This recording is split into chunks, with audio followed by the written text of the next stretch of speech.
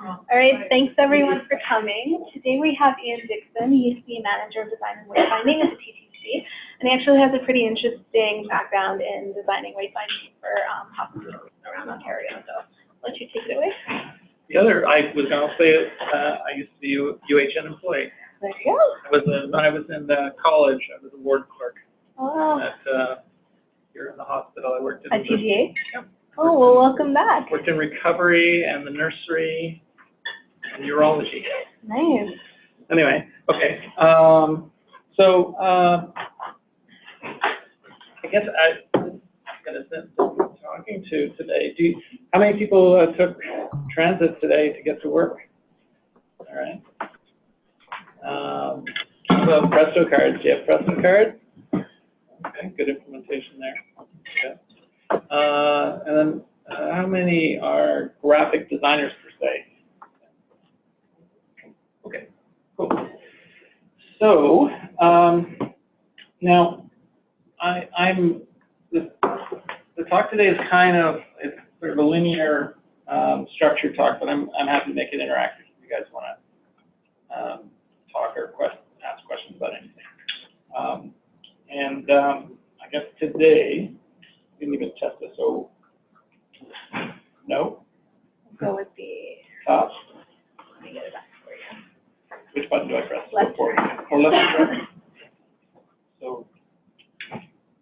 So today, I'd like to talk about modernization at the TTC and how this affects our brand, and then how this all kind of ties back to the customer. And I'm hoping, I know you guys are all in healthcare, but I hope we can kind of draw some comparisons between customer experience in transit and healthcare. And I come from a healthcare background, and so I do find a lot of the basic ideas around customer experience do connect across. See if we can relate the conversation a bit to what you guys are doing. So by modernization of the TTC, what I'm really talking about is the fact that there's a lot of new things happening here. We've got new trains, new streetcars, new buses, presto, you guys are all used to that now. We actually are replacing all of the archaic signals on all our subway lines, and you might have experienced some of the delays related to that, but when that's all implemented, basically our trains are going to be operating remote control. They're just going to they're going to run more efficiently. They're going to run closer together. We're going to have more capacity in the system. And when we are finished in a few years, it'll be great. But we have a bit of impact through the next probably 10 years or so. Through all this expansion of automatic train control and system expansion, we're going to have a lot of cooperating with the public to work on things that are going to be better for the future. System expansion, there's a ton going on. A couple of years ago, we opened up the Toronto TYSSE, the Toronto York Spadina subway extension, which we just call it the subway up to Vaughan. We're also extending the subway up to Richmond Hill. We've got the crosstown going on, the new Ontario line, which we used to call the downtown relief. We have extensions out into Scarborough and Finch west, so tons and tons of expansion work going on in the city. It's a huge infrastructure spend. Very similar to the infrastructure spend that we've been experiencing for the last 15 years in healthcare across the province. Let me just talk about branding at the TTC. Fairly young audience, but I'm hoping some of you are familiar with this messaging around our brand. So, in some ways, I have mixed feelings about this because when the initial slogan of "Ride the Rocket" was launched, it was really effective. Like, it was burned into the memory of everyone. Everyone knows it. And then we had a period where there was the Better Way, which was, I think, about being more economical, being more environmental, these types of messages that were connected to our brand. And at the time, I guess there was a thinking with the communications team at the TTC that both slogans were great, and we'll just use both of them at the same time all the time. So we had this regular lockup that still all over the internet. I get it all the time back to me. So all built around, there's the rocket. Right? Now, the big thing that happened with the TTC in the early days was this pride around the vehicles. That the TTC's brand was the vehicle, the equipment. The focus was always on great streetcars, great trains, great buses, and this pride around the rocket, the red rocket, the diner rocket, and there was this focus always on the equipment. And with our brand, when we started to kind of think about repositioning the TTC, we really started to acknowledge this and say, well, maybe there's a different shift of where the focus should be. Before I go on to that, I also want to kind of point out,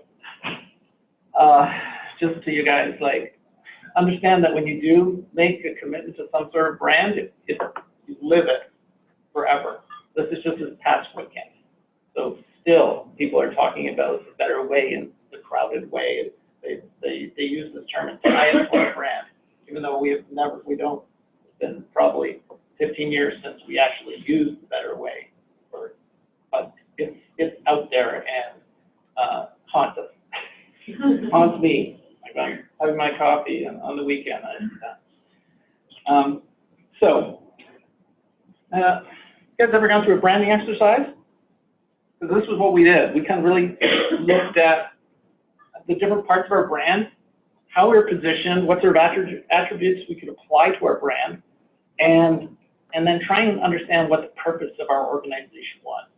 And this was a huge exercise that I'm going to distill down into like a very quick form and show you the final output.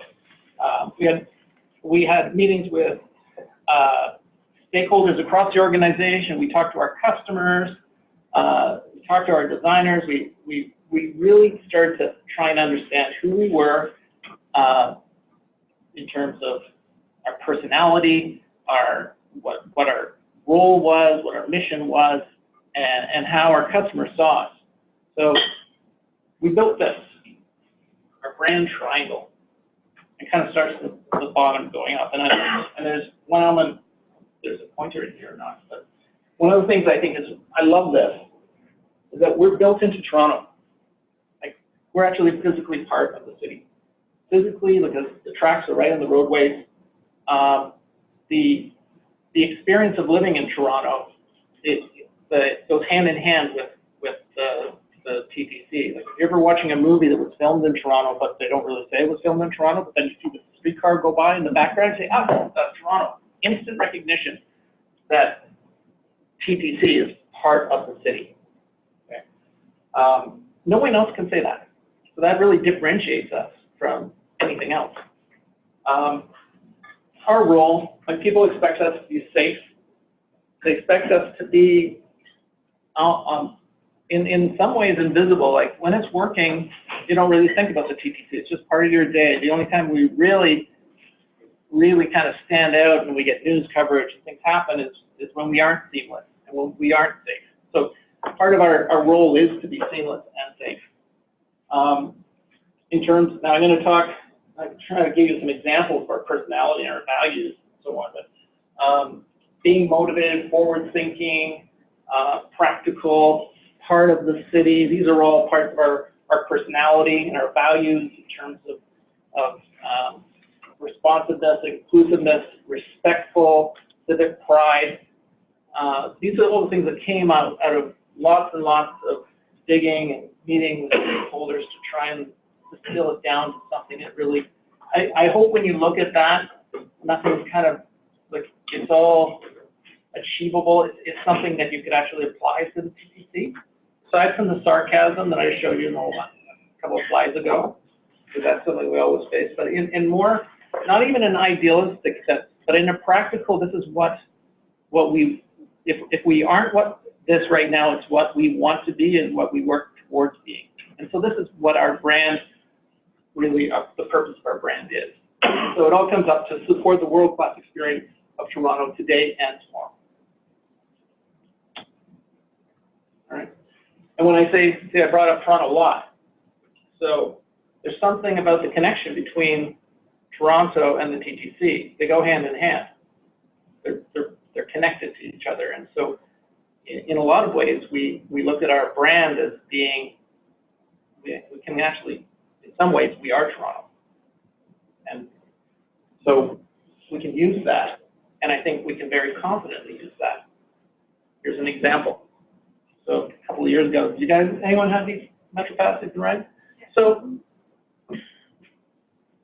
there's no TTC, I don't think there's any TTC assets there at all. These are all Toronto assets.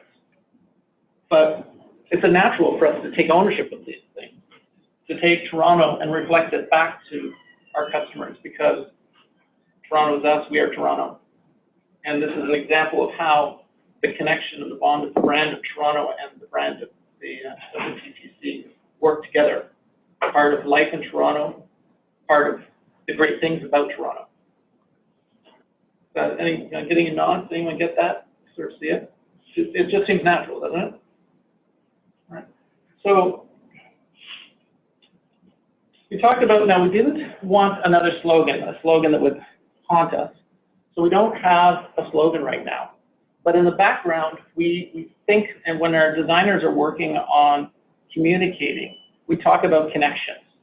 That it's sort of our quiet behind the scenes thing that the TTC connects Toronto. It connects you to work, to play, to culture perhaps. It makes life in Toronto great. It facilitates life in a great city of Toronto. Okay. So the TTC is there in a supporting role. People are just living their lives, and the TTC is always there supporting them. So this is part of a huge library of photography that we use. We call this branded photography, where other companies might say, okay, well, that streetcar has to be a perfect streetcar, perfectly clean, you know, and it's the product or it's the service. And we know, we want to be there, we want to be in the background, and we want to be part of what's making this situation, this place, possible for these people who are our customers. It's also, in a more kind of metaphoric way, we can support things like culture. We can be there in the background as a secondary element to what's really important, to what's happening to what our customers are doing, what's happening in the city. So this is how it kind of leads into advertising campaigns for us. And so I'm sure some of you kind of saw this campaign, really popular, got lots of awards for it. It was a lot of fun to produce. But it really just talked about, you know, maybe it's not about going to work every day, maybe it's about after work, taking the TTC and going out in the town, doing things like that, connecting yourselves to culture. Here's another example of how the brand is about empowering our customers. So this was a campaign that we launched because we were expanding the subway system up into Vaughan. And in a very literal way, when we were talking about the initial campaign, we were talking about maps, and we were looking at our classic subway map and saying, okay, well, the graphic has to be of the lines being extended, the 6 new stations, and beautiful architecture and all this type of typical expansion talk when you're building an expanded subway system. But then we got to the real benefit of the line extension, which was what it does for our customers. It now is making new connections downtown and up in Vaughan. And so all of the various ads that we did here were about taking people from Downview Park, where the bird watching was happening, down to Rogers Center, or up at Highway 7, which is the new kind of city center of Vaughan, down into the city, downtown, the 6th. And then education, we actually had York University, where big ideas were happening in the aquarium downtown. So it was just kind of a fun way to look at empowering our customers with this new line. And again, I think we did kind of create the sort of temporary slogan, line 1 will get you there, but that was really about, again, giving people that news that they had this thing available to them that would help them. So, and I'm kind of bouncing all over the place today with this presentation, so I thought you'd kind of want to hear a little bit about wayfinding. Yeah. Did you get feedback, or what feedback did you get on like the DAC campaign? How do you get that from your customers? How do you know how well it did? Well, we get a lot of feedback. Mostly, we have a team of about 20 customer service agents that are working the phones every day, and they get thousands and thousands of calls. And we generally hear feedback about what's wrong with our well, I mean, can I back up? Yep. I had a complaint about this program that I was shaming people who are overweight, and didn't really know what to do with that. So we get a lot of different feedback. We get a lot of from a lot of different channels. Social media is one we pay a lot of attention to, and we respond to it whenever we can. We do a certain amount of focus group testing when we make big changes, and when we launch big campaigns, we'll focus group it beforehand. For instance, we are working right now on a suicide awareness program that will launch in September, and the creative is we have two main creative approaches right now, and they're going through focus group testing over the next month or so, and we hope to kind of finalize it through the summer and be in launch in September for the suicide awareness month. I wish I could show you some of it today because I'm really excited about it. It's interesting for our everything I'm showing you today is all internal designers to the TTC. We do work with outside agencies on some programs, but we do. I'm happy to say that we have some really interesting work for an in-house design organization. This was all done in-house. This was done with the National Ballet's photographer did the shots, and our designers are directing the shots. But I would say we get feedback through all sorts of different channels. I think that's scientific. A lot of it's ad hoc and by gut feeling and so on. Yes. You might have said this before when I missed it, sorry. But I guess I'm curious about what is the goal or the intention behind these different brand strategies. Is it to sort of get more customers? Is it to get people more aware of the TTC? Because I don't know, I might be naive, but I think the TTC is just sort of the TTC. Like I don't see there, apart from the Go now, I don't see there being a major competitor, so to speak. Yeah. So is it really to just get people aware of the TTC or more, I guess, more users? That's a good question. So we have regular meetings with our transit partners across the region, and a couple of years ago this came up, and we were talking about a joint program we were all working on together. And at the time, we identified that, you know, we didn't want to grow our ridership. We're having trouble with overcrowding.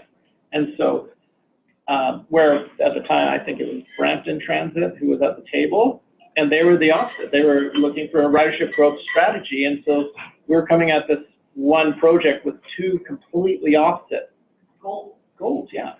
Oh, gee, I guess I'm so embedded in always trying to, like, most of the time I'm trying to promote an initiative like culture or a new line extension, or we'll work on a Presto campaign because we're moving people from Metro Pass to Presto. An overall strategy is that, well, it is our responsibility to serve the city, where we are the monopoly transit organization. It's our role is to serve the city. And so everything we do is related to that. We do now have transit growth strategies involved, but if anything, they're more around trying to move people perhaps from rush hour to off-peak hours, and perhaps creating incentive programs. There's been discussion about playing with the fares. Say maybe there's a discount for riding early or late, and those types of things. But so it sounds like you create campaigns to communicate information, like specific communication goals. Absolutely. Okay. And they're each one is a small segment of our overall role. They're, I mean, back to our initial brand discussion, our overall mission is to make life in the city better. Part of being part of Toronto, being part of what makes the city great, and that's what we are and what we do. So I guess that's the high level message around our brand. So, getting on wayfinding. All right. So I wanted to talk about how we ended up with line numbers. So now this goes back about 7 years. Young University Spadina line was one of our subway routes. We also had the Bloor Danforth and the Shepherd and the Scarborough. You guys remember that? Right. So we came up with this idea, well, that's a lot to say and remember, and if you're new to the city, does it make any sense to you? You know? So we thought, well, what if we add a line number to it? We started thinking, well, we could start talking about numbers and words together. We actually said, well, maybe we can get rid of Spadina. At the time, we were saying, well, there's a Young University line in, and it's called that because part of it goes under Yonge Street, and the other part of it passes, I think, 5 universities: Ryerson, OCAD, U of T, York, your 5th? University in Toronto? At least 4. So you can take, between those 4 universities, you can take a subway line. So that was part of the reason why we were thinking, even though University Avenue is very short, that was the thinking. Strictly internal. None of our customers would ever think of that. Right? So we call this Young University line, those words, that's legacy naming. And we're now moving away from it. So it's gone. Now, still there, out there on the street, people still talk about it. Still morning traffic reports, they still talk about it, but in our comms, in our maps, it's gone. We're now just line numbers and modalities. Okay? So by moving from that really kind of hard to remember, complex word, we're now working with something that's simple, but also speaks on multiple cognitive levels. Okay? So we're talking about using color, numbers, shape, and words.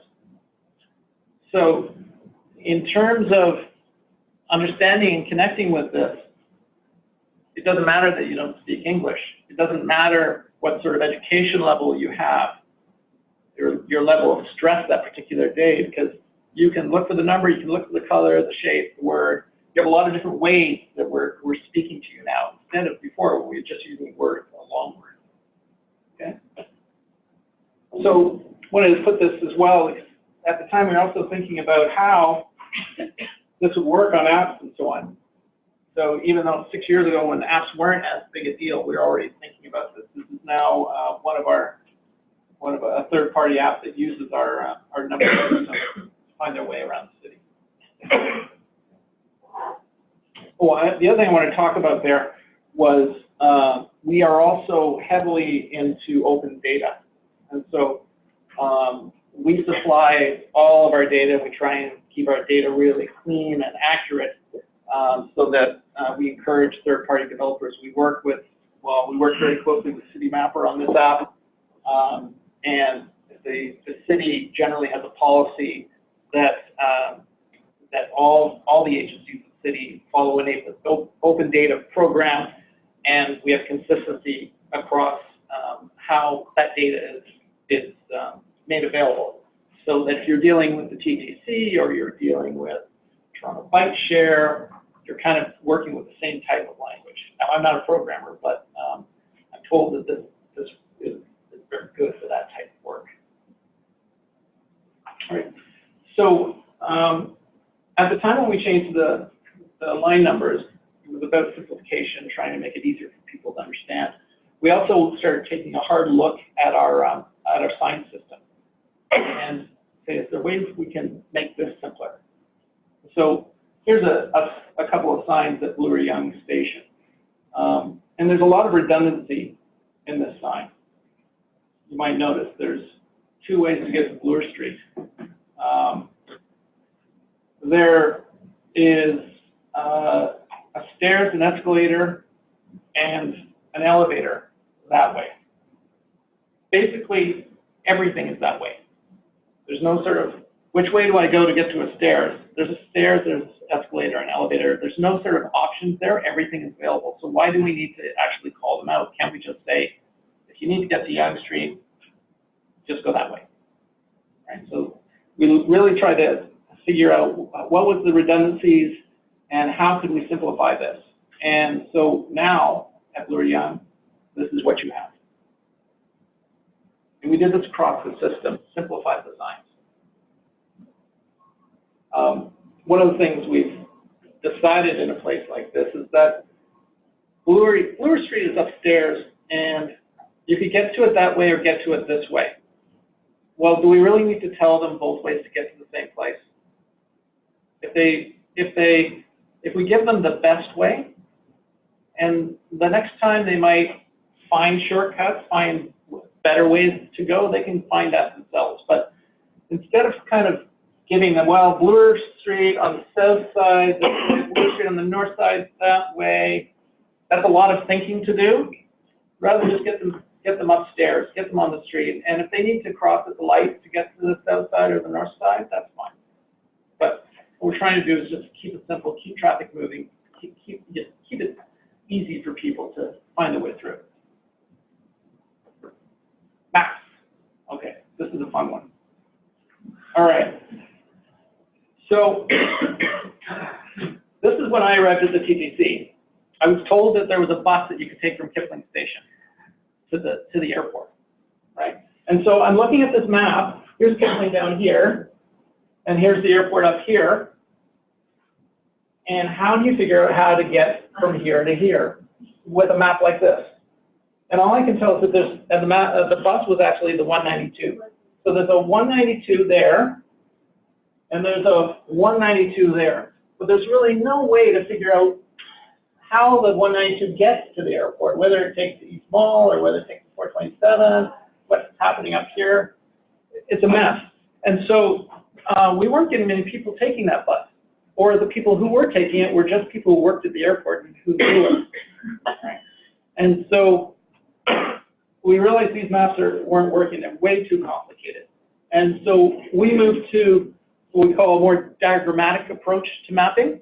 Strip away a lot of information that really isn't required, like see all these little streets that we put in the background.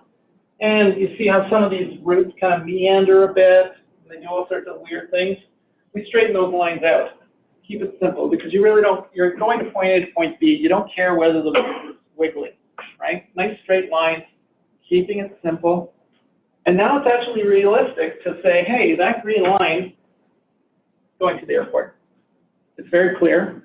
And now it's a very regular thing for tourists and people who don't ride the system on a regular basis to take the bus to the airport. Never happened. We even included little service notes where we could to make it even easier for people. And then we changed the bus. We put baggage holders on the bus to really make it the experience of going to the airport on the bus easier. And so all this came together, a lot of design steps to facilitate the idea of taking a bus to the airport. And we're still working with the airport on this. We're looking at putting arrival departure screens actually at Kipling Station, and seeing what we can do in terms of wayfinding signage at the airport to get you from the gate to the bus. So that's an ongoing project, and I acknowledge that there's still improvements that we can make. We've come a long way in terms of just looking at maps and really So when this was being done, and this was a professional cartographer that worked on this map. We did this map for years and years and years, and people, again, there was a lot of work internally with the internal stakeholders who were heavily invested in the detail and the content of this map. It was a very, very complicated map, a lot of rich information, but just got to a point where it was so much that it became unusable. I'm happy that, because I was having a hard time with the quality of the graphics, but it's actually not too bad. You can get it, right? Here's another example. Very recent change. There's a lot of iterations between this and this, but I wanted to have the most current one and talk about the reasons why we're doing what we're doing here. So this map here, again, you can see our wonderful slogan up in the corner.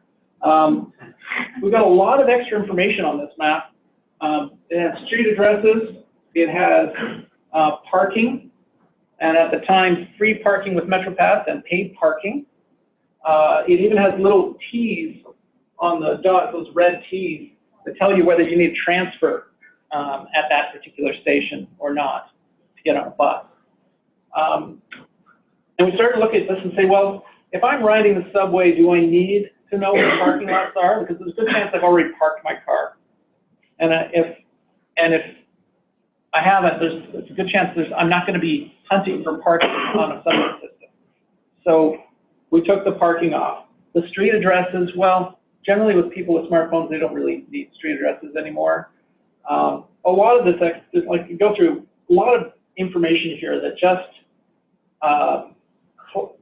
it just made the map more complicated. We wanted to really bring it down to a much simpler presentation. Now, the other thing that you don't see here that was happening back then was there was a thinking that the TTC had a map, just a map, and that map was used everywhere. So you would have the map in a subway train, you would have it in a station, you would have it on the handheld ride guide. It would be the same map everywhere. And that was part of the justification for all the information. That's probably the justification for the parking, because in journey planning, people were walking around with their ride guide at home before they got in the car to say, well, which station can I park at? They were using this map because we only had one map. We made a switch. We decided you need different maps for different parts of your journey. And so it's hard to compare this map here because this is a very specific map that only appears in one place in our system, inside a train on line 2. It doesn't appear in a ride guide. It doesn't appear, well, I will say a version of it does appear on the platform. It's designed for customers who are in trains, who are at a certain stage in their journey. And we make the assumption that if someone gets on a train on line 2, they have a good sense of where they want to get off. And I've had criticism on this map, a lot of it on the internet, saying, how am I going to plan my journey? How am I going to understand, you know, if I start at Don Mills and I want to get all the way down to Union, how am I going to plan my journey if line, 2, 3, and 4 are not on this map? And my answer is, well, you're not journey planning here. It's just a stage of your journey. It's where you're getting off and getting on. And that's what this map is for. And now we've simplified it so it's easy to read. The typography is much larger. And we're now able to add new information that we never had before. We can actually show all the streetcar connections. And we have very clear connections now to our transit partners, Go, Byway, and Union Pearson Express. We never did that before. So kind of shifted how the map is used. Sorry, So what kind of testing did you do before making the decision? So this map has been in use on the platforms for, I would say, just over a year, both line 1 and line 2 platforms. And we had nothing but positive responses on that. And again, you arrive on a platform, you might be there at the most for 5 minutes. Most of our headway between trains is around 2 to 3 minutes. So you have 2 or 3 minutes to look at a map you're not planning your whole journey. All you're doing is to check in at a point in your journey. I'm here. My next stop is here, and then you move on. And that's what this map is for. There's one difference I see that in the top one you've got a compass of northeast, southwest, and that's something that is still kind of grandfathered into the direction of the TVC, where you're going eastbound or westbound. I noticed the one on the bottom doesn't have an eastbound, westbound, or a compass at all. Can you talk a bit about, because I haven't visited another city that has eastbound, westbound, because they probably have more lines. There might be circular, you know, is there a shift moving away from eastbound, westbound, northbound, southbound to like Kennedy Station, terminal station? Yeah. Okay. In answer, yes.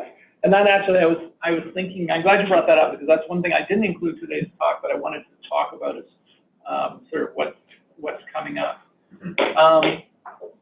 We're recognizing that when we add the Eglinton Crosstown, which is currently planned to open in just over 2 years from now, the system will suddenly get much more complicated.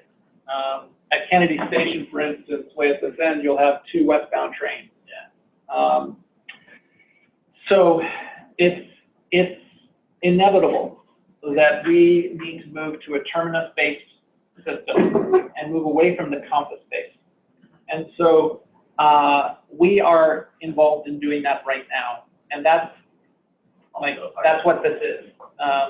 You can see that the terminus is larger and bolder on each end, and if you go out into the system, you'll see that the front of the trains have the terminus on them, and we also have these the digital signage. We call them platform video screens that say next train in a couple of minutes. It doesn't say northbound, it says Finch, or it says southbound, I think Union via, or Vaughan via Union. So we have Vaughan trains, Finch trains, Kennedy trains, Kipling trains. And we're working that language into the system now gradually. There's also going to be external boarding announcements that the system is in testing right now that will, there'll be an audible announcement when the door is open saying Finch train to Finch. I'm not sure the actual language is being used, but it's based on terminus. And we will start, the big change I think that we haven't started yet, but we're going to be doing 1 or 2 stations at a time to see how it goes, is we're going to change a station like Queen's Park. Instead of it having a northbound and southbound platform, it will have a Vaughan and a Union platform. And the wayfinding you follow down to the platform will be pointing you, you're either going to Vaughan or you're going to Union. And that's something that we're going to start piloting that at Union Station, which is fairly easy because Union Station doesn't make any sense right now. So we're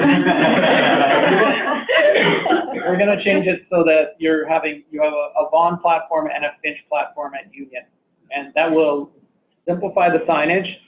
And I expect after that we're probably going to go to Blue or Young Station and do the same thing. Would Union be considered a terminus station then? It's like, no. Well, but it's weird to be going to Finch and also the Vaughan, because it's north of you. Yeah. I want to say east south, right? That's part of the problem. So, Yeah. so we tend to say Finch via Union, Vaughan via Union. Gotcha.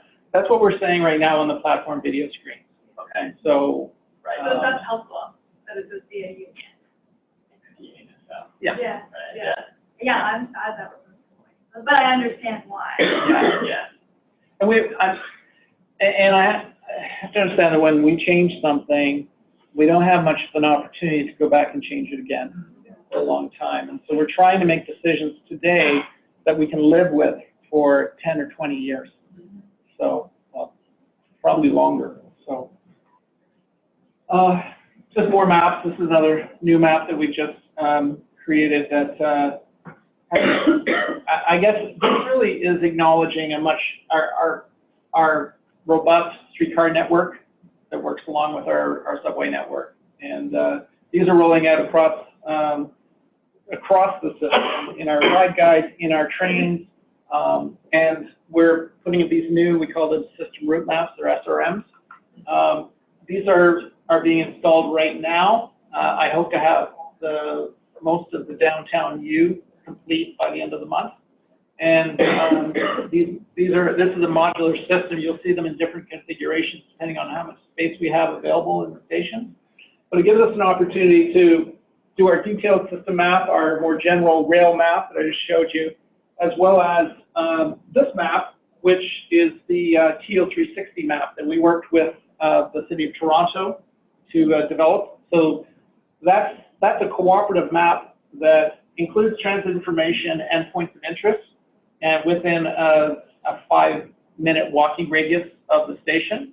And this map system was developed by the city with several different agencies at once. And so you'll see the same map base used at bike share stations, only it'll have all the bike stations on it. So it's a great system. It has multiple layers, and so we can turn the transit layer on and turn the bike layer off and all these sort of things. And how do you work with organizations to do that? Like, who's going out and making those connections to make sure there's consistency across all of these different pieces? Well, I would like to say we do a lot ourselves because we're a big player. Our position is to cooperate with our partners. So our partners at the city, our partners with other transit agencies.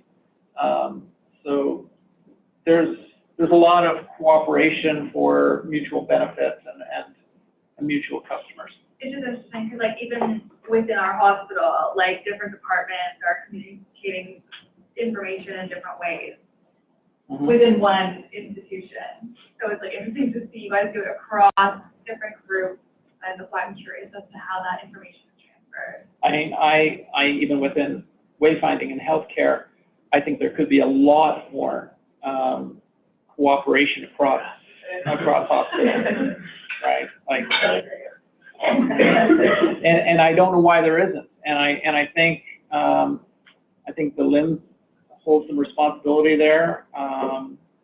And all I can say is that within this region, we work really hard to cooperate and to use common sense. A big part of the development here was PTIF money that came to the city. The T stands for transit. Transit infrastructure funding. Yeah, you Google it. Yeah, public transit infrastructure fund. All right, so the city received PTIF money to put a free, I'm going to say totem, but I'm not allowed to use the term totem anymore. Those pillars. Yeah. The freestanding sign. There's one in front of every transit station. There will be one in front of every transit station in the city. The City of Toronto, on City of the Toronto property in front of our station, paid for by the federal funding. So you find ways. I mean, money is always a challenge, but there are ways to do it. And this was, well, it was, as you can see, we've worked with trying to make our system work with this map, and Question. So is there a plan to potentially make these maps more digital, like these signs more digital, and kind of like the mall maps, if you know what I mean, where you can interact with it, just so that as you make changes to the lines, you're talking about future proofing, would be easier to roll out something that is, you can just update the map, yeah. the software, and then it'll I'll say yes and no. So this map here, the center map, is a diagrammatic map. And so it's completely off the grid, like it's a manual drawn map. This map here is based on GTFS data, which again, it's something, the G is Google, and GTFS is satellite. General Transit Feed Specification. Okay, so it's a standard spec so that all these red lines here are generated automatically by our service planning group. They say, okay, this bus is going to go on this street, and it automatically draws a line on the street.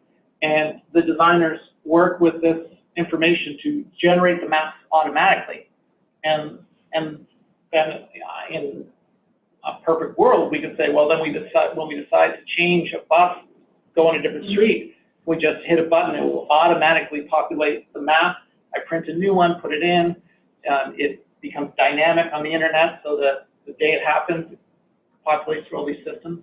But the problem is the data isn't pretty as much as we'd like it to be. And so what happens is they use the GTFS to generate the initial feed of what the map would be, and then they clean it up. So there's still a manual step involved. So, but I mean, I showed you the app before, City Mapper, that's all GTFS data. That's all automatic. So, but for these maps, there's still a lot of like designer work going on here. It's not designed by computers completely.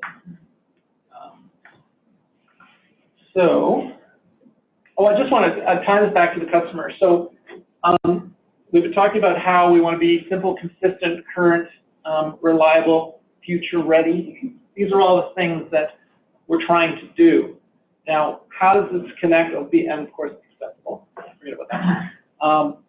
How does this tie back to the experience? And then this is very much what you're doing in healthcare. So we're trying to give our riders confidence, make them feel safe and secure, reduce stress. When they know where they're going and how to get there, how to get back from where they came, that's removing stress, right? That's the same when I was in healthcare. That's what I was trying to do in hospitals, trying to get people through hospitals without stress, right? And they're empowered. They can do it. And especially with an aging population, empowerment is really important. When I showed you that map example of the airport, that's intimidating, especially to someone who doesn't feel empowered. If they have no idea and they have to go, wow, I'm going to have to ask someone, my hand is going to have to be held through this whole process, they're just not going to do it. So if you give them tools that work and they're designed for them and are really focused on them, they're empowered, and you've done your job. And I think that's true in any design environment where you're really focused on the customer. What do I got? Oh, I don't want to go over time, so I'm going to flip through these pretty fast. I just want to talk about this back to modernization. Question? I'm so sorry. That's all right. You guys have so many things going on. How do you prioritize? Well, I've established 15 designers, which is great. So I have my own in-house printing press. I have a 5-color Speedmaster Heidelberg press.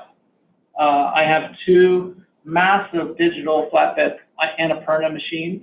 So I have an unbelievable resource at our disposal in-house because of and I'm going to show you a slide in a little while about scale. Like we're a big organization, and so we can do a lot, which is nice with a lot of resources.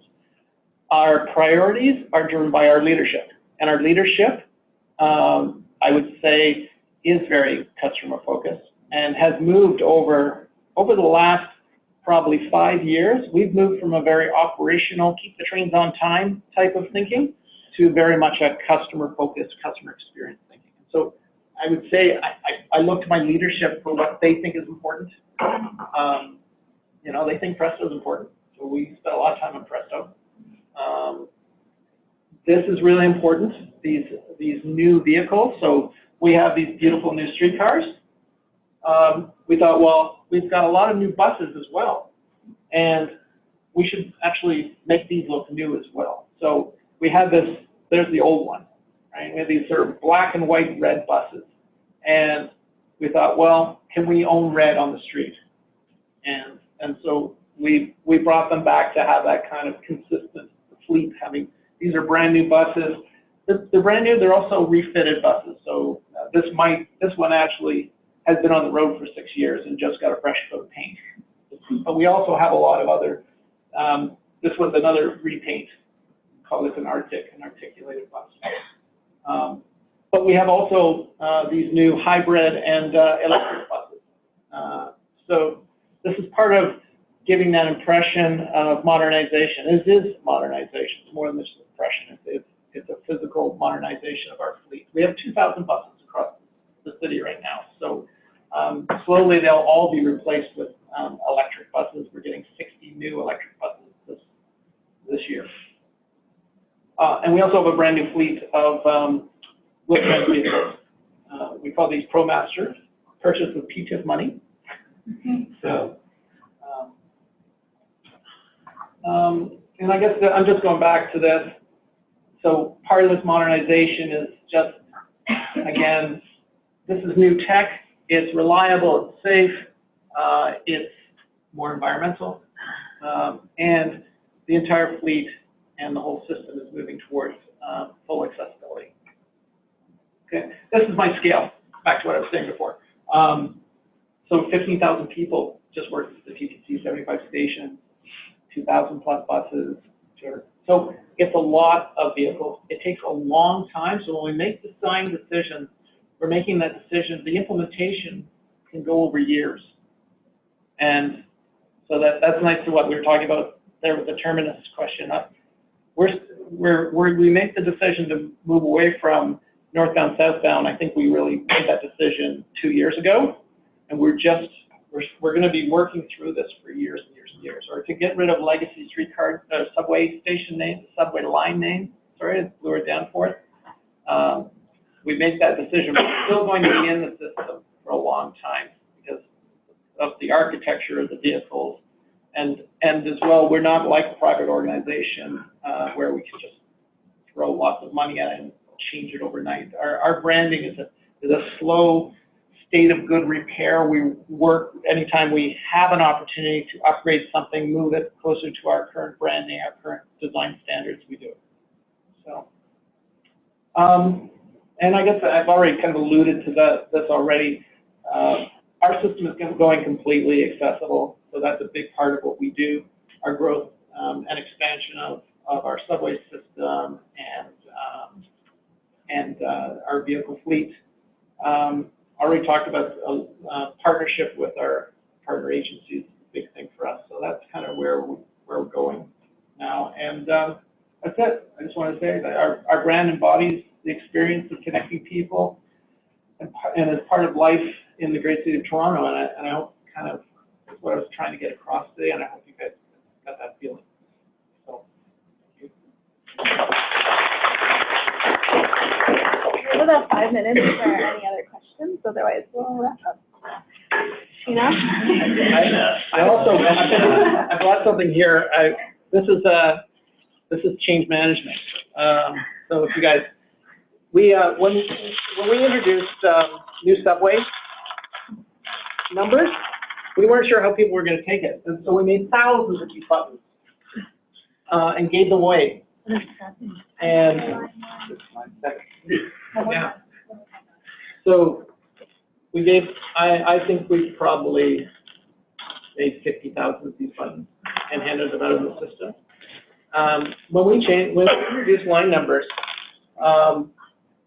we were really worried about change management and how people would accept it. And so we had a lot of thought and discussion. You guys, this isn't for you. You take it. And what I can say though is that we planned for the worst, but we actually had a lot of the changeover to the new line numbers was very well accepted, and now it's just part of the city. People just take it for granted. Is there any, I don't know if you can follow this or not, but the TTC logo has been around for a good while. It's gotten to sort of like maturity, and it hasn't seen any sort of updates. And I guess it's also because it's not private, and that's probably hard to do these larger changes. Is there any talk or discussion about modernizing the logo, or are you think there's strength in well, with it? We have, I didn't even talk about the subway font today, but we did refine the logo about 5 years ago. We took it from 2-color, black and red, down to just red and white. So I would say, yes, we have refined it, and then repositioned the branding, which I showed you already. And I guess anyone else who would come along and say, why does it need to change? I mean, it's actually, one of the most recognized brands in Canada. It is, does it, I mean, I've showed you its way we've used it in a very modern and progressive way. The logo doesn't drag our creative down. It doesn't make it look nostalgic or old. So I would say, from a point of view of, I don't know if there's a problem that needs to be fixed there. And sometimes there's this, well, it's an old logo, so it's got to be updated. But I think what we've done is we've refined it in very careful, minor ways most people wouldn't notice. And then everything around it, everything that supports it, has changed. And that's how we do it. And the other element that sort of sits in the background that I'll have to talk about on another day is the subway font, which is a part of our system, but is also used in a very controlled way. What is your education and background? Missed this. That's okay. Well, no, I didn't say so I'm from Toronto. I went to York University, the Ontario College of Art and Design, and University of Guelph. I have a BA and an AODA, not AODA, an OCAD. It's a long someone, whatever diploma I get from OCAD. Associate of the Ontario College of Art. And I started my career in corporate design at a firm called Gottschalk & Ash. I worked there for 5 years. Worked at other firms for a while, and then started my own consultancy called ID Lab. And we focused primarily on healthcare, wayfinding in healthcare facilities. And then I came to the TTC about 7 years ago. Someone else over here? Right. Yes. There's kind of 2 questions in my head. First one is, in a lot of major cities, you see subway lines or each station. They all usually have rich development around these cities, working with real estate companies. And as we know, Toronto is expanding rapidly. Does TTC work closely with developing firms to enrich a certain population? Do you get to choose and pick where you want that station to expand or increase more population? Or So the TTC works very closely with the city and the province on transit expansion development. Within our organization, we have an engineering and construction group that generally work on capital projects, new build projects, and we have a service planning group that does the day-to-day operational service planning. They decide what routes are going to run on what roadways, how many buses are going to run on them. And they also are looking at, well, gee, we're putting a lot of buses on that. Maybe that's a future rapid transit line, an LRT line, or a future subway line. So they're already, they can map out within service planning, seeing the trending and seeing the demand, where all the subway lines are going to be required for the next 100 years, just by looking at that. So within the TTC, there's a lot of expertise in planning. The city has its own urban planners in terms of working with development around transit corridors. And of course, the province, as we know, all the politics, they have their own views on densification within the city and how that happens. So I would say it's a complicated question, but you have a lot of experts in a lot of areas that have to kind of all work together and somehow do, and we do have some success in terms of moving transit projects forward, like the route up into Vaughan, and others that, like the downtown relief, which keep getting changed. Not my area of expertise, unfortunately. I just make it look pretty when it's done. Well, my second question is, we know that we live in a culture where cars dominated in our culture. So when we say competitiveness, I feel like TTC is competing with car owners in terms of ridership. Okay. Or is there like a branding strategy that kind of takes people to the train and away from the car? Or? Well, I would say what we're looking at very carefully right now is complementary. Like transit isn't the only answer, and so we're looking at car share, bike share. As far as car ownership goes, I think we all see that that's the shifting reality in our society. So we're working in terms of the design of future stations where the bike share is going to be located on the property, rather than it just being, as it is right now, just an afterthought. They plunk it down wherever they can fit them. But we're going to have sheltered bike storage facilities at our stations. We're going to have designated pickup and drop-off points for car share and Uber, Lyft type of thing. So we're working with these types of organizations to, especially in the outlying areas, how we handle the last mile, because where transit isn't as dense as it is down here, and you have a half-mile walk to get to the closest bus stop. How do you get there? And so that is, I would say, we don't see that as competition. We see that as our future partners, and we're making decisions, especially on a design level, on how to work with those partners. How do you work with other countries? Like I feel like when you're talking about partnering with these rideshare companies, like they're already doing that in Asia, like in Singapore, there are these designated areas. Even just like a line to get people in and out of the trains, like that's happened in Singapore for so long. I know they just started piloting it at Florida. Like, do you draw inspiration from other countries and what other transit systems are doing? And Yep. what's that process like? We do everything we can to. I'm sure just like in healthcare, we're talking to other agencies. We're attending, there's a big, I was just saying, we have a big meeting in Toronto of all the rail operators around the world are coming to Toronto for a big rail conference, and we're hosting. So my counterpart in other agencies, we're always talking to each other. It's hard because every city is different. I get a lot of people who travel to New York or to Tokyo, and they say, wow, I saw this here, we should use, but Toronto's challenges are so unique. The scale and size of our city, the politics of our city. So you try and see what others are doing.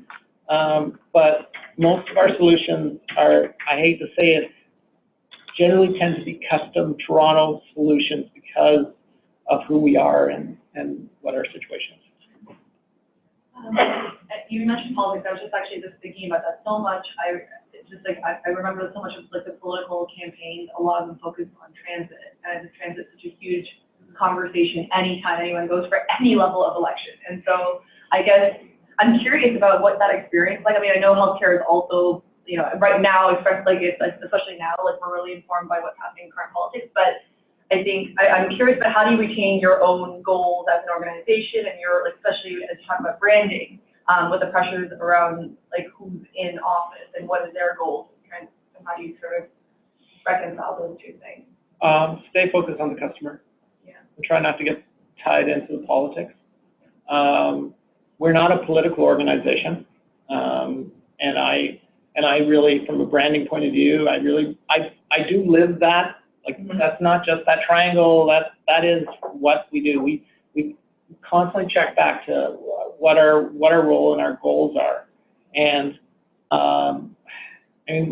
sometimes the comms come across my desk and it becomes very political, right? I was going to say like that. I would imagine there'd be quite a bit of pressure even in terms of branding. But we take the high road on a lot of things, and we really focus on what our role is. And the nice thing is we're built into the city. We are built into the city, and no one's going to take that away from us. So that's where our focus is. So I can't say, I have to say I kind of try and stay away from the politics generally, and it feels like the right thing to do for us. So it's a branding question again. I mean, Presto came, and obviously the Presto brand is quite prominent in the station.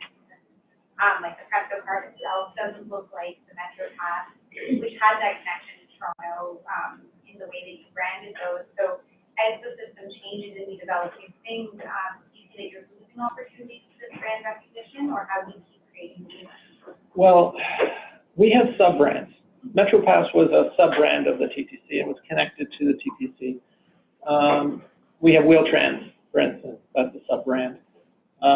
We have POP, proof of payment, as a kind of a sub-brand message. We're 85% of the transit journeys in the GTHA, 85%. So if you're traveling on transit, 85 out of every 100 people are on TTC. So even though Presto is a fare card for the entire GTHA and Ottawa, more people are riding the TTC with Presto than any other transit agency.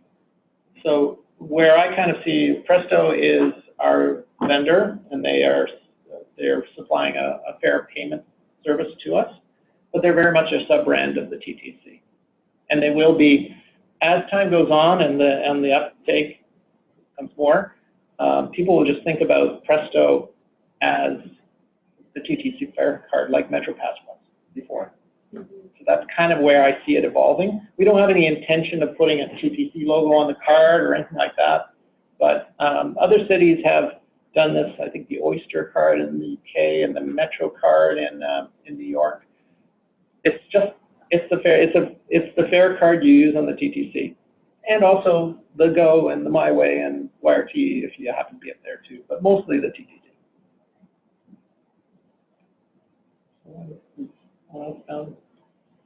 Well, thank you. Thank you very much. Thank you.